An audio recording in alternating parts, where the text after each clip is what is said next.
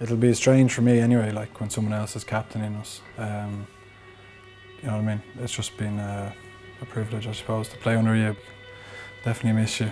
I won't miss your arguments. Johnny, you'd argue with your shadow, so I'm sure you'll have plenty of I've met my match. You'll have plenty of people to argue with when I go away anyway. Whatever we do, I think Joe generally has a very well thought out and has a very good plan in place for it. And once you have that trust, well, then you have the commitment to the players to do it really well and to a very high standard. You know, you really do have to train to a very high standard if you want to play on Saturday.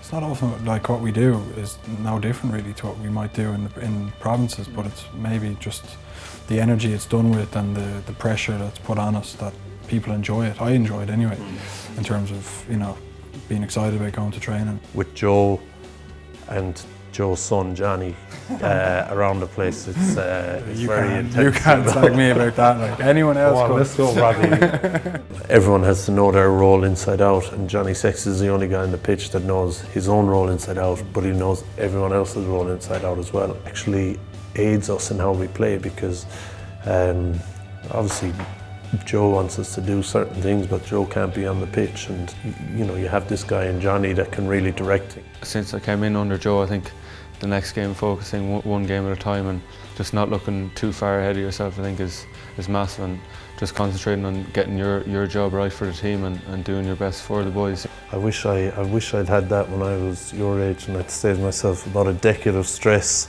and fights with my missus every Thursday and Friday when the big game comes around and the stress begins to come on you, you know. To have a guy so young with so little experience to perform how he has, and you know, he can become world class, and all he's got to do is just keep doing what he's doing and you know, try and improve. I wouldn't say you're jealous, but you just, for me anyway, now I see these young guys with this incredible journey ahead of them. You know, sometimes I'd love to be back there with all the knowledge I have now. When you're a young guy, you're capable of playing for Ireland, you have to give yourself the best chance of doing that. It's every Irish player's dream is to be, you know, at his very best when he plays for Ireland. A lot of the time you judge someone by their, I suppose, sporting achievements, and we can judge him on those and we can talk about them forever really, because he's achieved so much. But when you talk about people, it's not too often you come across really special people, and you know, he's just been probably the most special guy to play with.